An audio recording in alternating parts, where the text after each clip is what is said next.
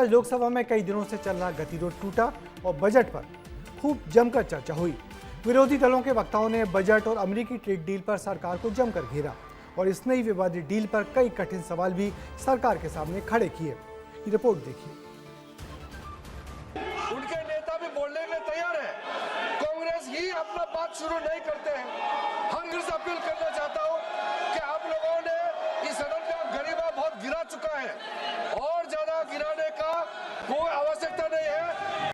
संसदीय कार्य मंत्री किरण रिजिजू ने लोकसभा का सदन न चलने का ठीकरा कांग्रेस पर फोड़ा।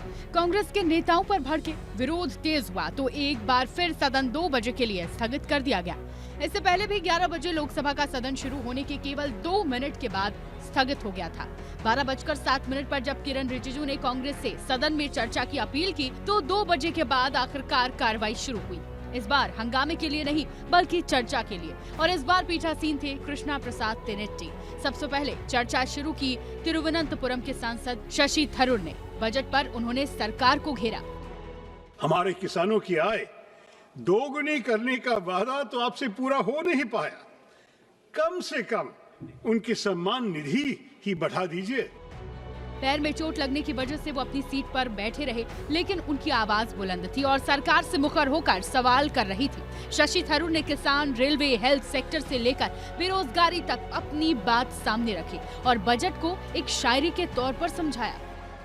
हमको मालूम है जन्नत की हकीकत, हमें मालूम है जन्नत की हकीकत, लेकिन दिल बहलाने के लिए गालिब ये ख्याल अच्छा है। शशि थरूर के बाद सदन के पटल पर अपनी बात रखने और बजट पर चर्चा करने की बारी सपा सुप्रीमो अखिलेश यादव की आई।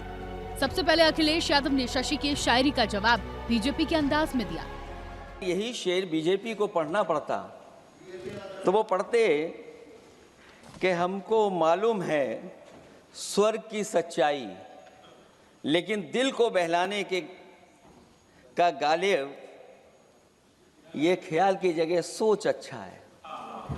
शेर का जवाब देने के बाद अखिलेश ने अमेरिका के साथ होने वाले फ्री ट्रेड डील के बारे में चर्चा की और बीजेपी को घेरने की कोशिश की। और अमेरिका से डील नहीं ढील हुई है, डील पहले बनी है बजट। और बजट का हलवा यहाँ ज्यादा बटा के वहाँ।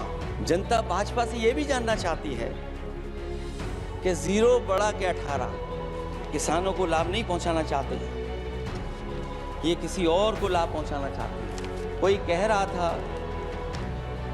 कि अब गंगा बहकर के दूर तक जाएंगे, लेकिन शायद वो ये नहीं जानते होंगे कभी कभी उल्टी गंगा भी बहती है। जब उल्टी बहेगी तो यूपी के आते आते आप बाहर हो जाएंगे। संसद के अंदर आज 2 बजे के बाद ही सही सार्थक चर्चा हुई। विपक्ष ने बोला, आरोप लगाए। सदन के अंदर बजट पर चर्चा हुई तो बाहर आज भी एक ही मुद्दा गर्म था और वो मुद्दा था राहुल के हाथ में पूर्व आर्मी चीफ की किताब का। दरअसल जिस कंपनी पेंगुइन ने बुक पब्लिश की उसी ने एक्स पर पोस्ट कर इससे पल्ला झाड़ लिया, जिसके बाद एक बार फिर राहुल गांधी सवालों के घेरे में आ गए। The tweet that Mr. Narawane has made, you can look into the tweet. So the point I'm making is, either Mr. Narawane is lying, and I believe the army chief. Okay, I don't think he will lie, or Penguin is lying. Somebody needs to. Both cannot be telling the truth. हालांकि राहुल गांधी ने साफ कह दिया है कि नरवणे ने खुद x पर पोस्ट कर किताब की लिंक साझा की थी। अब इस पूरे मामले में एक बार फिर सियासी पारा हाई हो गया है। राहुल गांधी एक कागज ऑथेंटिकेट करते हैं संसद में, और आज जब पेंगुइन ने इस बात को साफ कह दिया कि हमने ऐसी कोई बुक ही पब्लिश नहीं की है, तो सबसे गलत और सबसे झूठ बोलने वाले व्यक्ति तो राहुल गांधी हैं।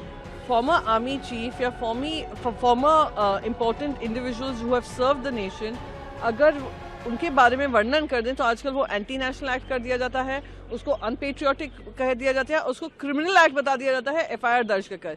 नरवणे की किताब के अलावा सदन के बाहर आज सांसद गिरिराज के लाए पोस्टर ने भी खूब सियासी पारा हाई किया। वो नेहरू के फोटो लेकर परिसर में पहुंचे थे। कुल मिलाकर संसद में आज हंगामे के बीच बजट पर सार्थक बहस हुई, जहां विपक्ष ने सरकार को घेरा और अपने मुद्दे मजबूती से रखे।